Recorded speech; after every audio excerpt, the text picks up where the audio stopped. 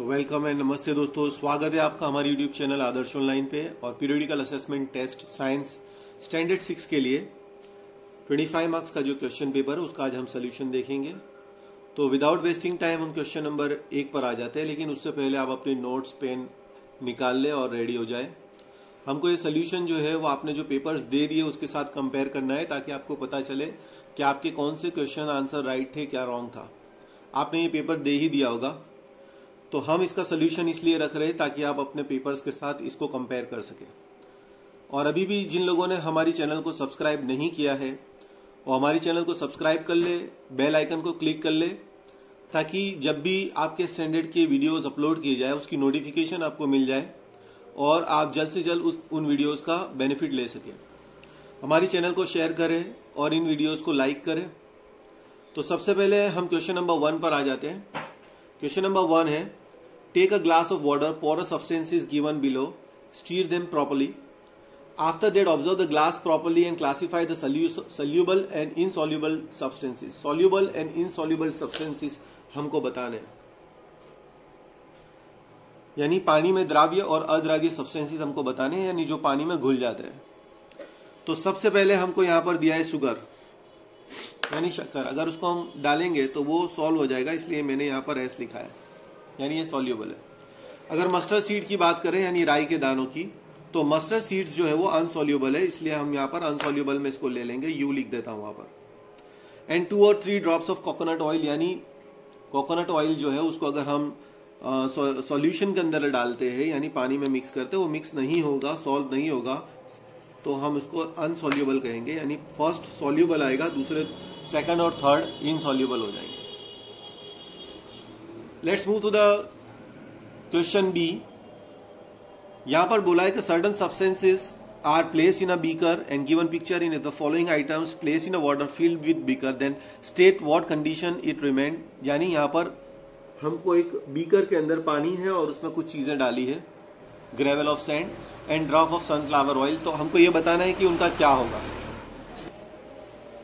तो यहां पर हमको ग्रेवल ऑफ सैंड दिया है, तो मैं यहां पर शॉर्ट में उसका आंसर बता रहा हूं। The gravel of sand it will sink into the water, it will sink into the water, यानी वो पानी में डूब जाएगा। और दूसरे में हम लिखेंगे फ्लोट्स, यानी वो पानी में तैरेगा, फ्लोट्स। सनफ्लावर ऑयल जो है वो ऑयल कोई भी तरीके का हो, चाहे वो कोकोनट ऑयल हो या सनफ्लावर ऑयल हो, वो पानी में तैरने वाला है, तो it will float in a water. तो आगे अब हम बात करते हैं क्वेश्चन नंबर 2 के ए की। Identify the picture and method of making cloth from fabric on a basis of it characteristics. यहां पर आप देख सकते हैं कि 2 धागे, 2 सेट ऑफ यार्न्स रिक्वायर्ड। यहां पर वीविंग आएगा, इसको वीविंग सिस्टम बोलेंगे, वीविंग, बुनना, वीविंग आ जाएगा। A single yarn is use, यानी जिसके अंदर सिंगल यार्न यूज होता है उसको नीटिंग बोलेंगे, के साइलेंट है।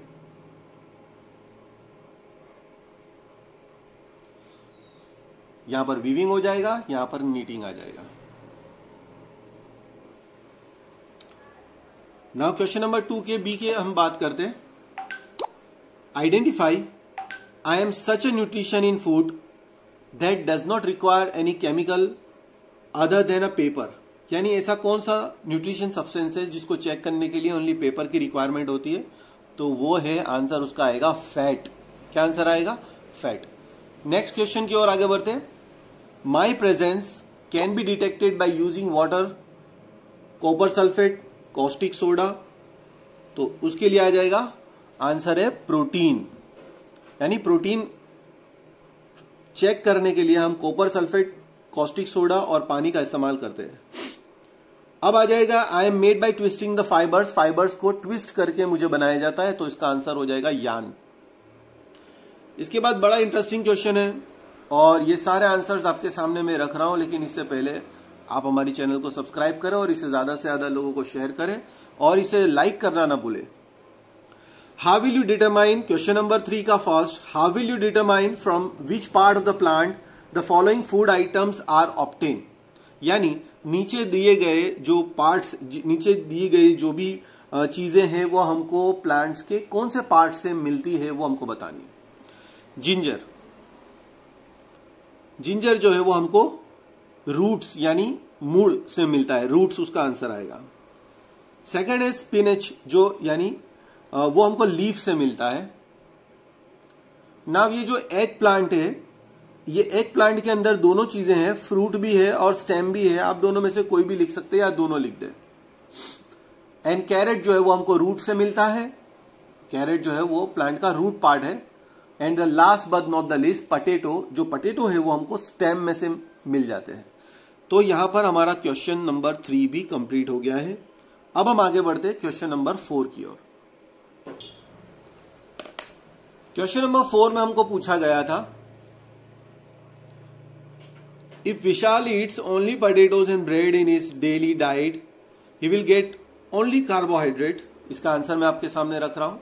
अगर विशाल अपने डेली खुराक में पोटैटोज और ब्रेड लेगा तो उसको क्या तकलीफ होने वाली है, उसके क्या रिजल्ट्स होंगे, उसका आंसर हम दे रहे हैं। If Vishal eat only potatoes and bread in his diet daily diet he will get only carbohydrate in excess quantity, and also he will not get other nutrition like proteins, vitamins, fat, so he will suffer from deficiency disease. Deficiency disease हम जानते हैं, like night blindness, kwashiorkor, marasmus, etc. आप उनके नाम भी लिख सकते हैं। क्वेश्चन नंबर 2 में हमको बोला है कि हमको क्या प्रिकॉशन लेनी चाहिए, what precautions you should take to ensure that nutrition are not lost from food. यानी खाने से जो न्यूट्रिशन एलिमेंट है वो उड़ ना जाए, निकल ना जाए, उसके लिए हमको खाना बनाते समय किन बातों का ख्याल रखना है। इसके आंसर है precautions to ensure that nutrition are not lost from the food. तो उसके लिए हम पहला लिखेंगे, do not wash vegetables and fruit too much. यानी बहुत ज्यादा वेजिटेबल्स को और फ्रूट्स को धोना नहीं चाहिए बार बार, क्योंकि कुछ विटामिन ऐसे होते हैं जो वाटर में डिसॉल्व हो जाते हैं। तो बार बार धोने से यानी या ज्यादा धोने से वो विटामिन जो है वो पानी में एब्जॉर्ब हो जाते हैं। हम इतना ही लिखेंगे, we shouldn't cook food on very high temperature. हमको बहुत हाई टेम्परेचर के ऊपर फूड जो है वो बनाना नहीं है, कुक नहीं करना है, नहीं तो उसमें से विटामिन जो है वो गायब हो जाएंगे। After cutting fruit and vegetables it should not be open for long period of time. यानी हमको बहुत ज्यादा वक्त उनको खुला नहीं रखना चाहिए, क्योंकि बहुत सारे विटामिन जो है वो एयर सोल्यूबल भी है, तो वो एयर सोल्यूट हो जाते हैं। क्वेश्चन नंबर 3 में पूछा कि what precaution should be taken in your diet to avoid obesity, यानी मोटापा न हो उसके लिए क्या प्रिकॉशन, क्या सावधानी रखनी चाहिए। उसका आंसर है थर्ड का, precaution to avoid obesity we should avoid fatty food, यानी फैट प्रोवाइडेड आइटम्स, जैसे कि ज्यादा ऑयली या फैट ओरिएंटेड खाना खाना। We should avoid fatty food यानी fat provided items. We should have balance diet, हमको बैलेंस डाइट लेना है, consisting protein, vitamin, carbohydrate, water and fibres. तो अगर हम इस प्रकार का खुराक लेंगे तो हम मोटापे से बच पाएंगे। क्वेश्चन 5 की अगर हम बात करते हैं तो क्वेश्चन 5 के अंदर हमको 4 मार्क्स के अंदर 2 साइंटिफिक रीजन देने हैं, जिसमें पहले वाला है inadequate and improper diet can lead to disease. तो सबसे पहले हम समझ लें इनएडेक्वेट का क्या मतलब है। इनएडेक्वेट डाइट मीन्स अनसफिशिएंट डाइट, यानी पूर्ति प्रमाण के अंदर खुराक ना लेना या न्यूट्रिशन ना लेना। Which do not provide nutrition to our body, यानी उससे हमको पूर्ति मात्रा में, जरूरत के मुताबिक की मात्रा में न्यूट्रिशन नहीं मिलेंगे, पोषक तत्व न मिलेंगे। That leads to various deficiency related diseases like anaemia, अगर आयरन नहीं है तो एनीमिया हो जाएगा। नाइट ब्लाइंडनेस या ब्लाइंडनेस विटामिन ए की कमी की वजह से होती है। Goitre, kwashiorkor and marasmus. तो इस तरीके के जो डिसीजेस है वो इनएडेक्वेट डाइट की वजह से होते हैं। और अगर इम्प्रॉपर यानी गलत तरीके का डाइट लेंगे, जैसे अभी पिछली बार हमने विशाल वाले केस में देखा, improper diet also create obesity and other problems for human body. यानी अगर हम गलत मात्रा में लेंगे या सही से खुराक ना लेंगे, ज्यादा ले लेना, एक्सेस मात्रा में ले लेना, तो उससे ओबेसिटी और दूसरे प्रकार की गंभीर बीमारियां हो सकती है। 2 मार्क्स के लिए ये इनफ है। अब जैसे कि हमको क्वेश्चन नंबर 2 में पूछा,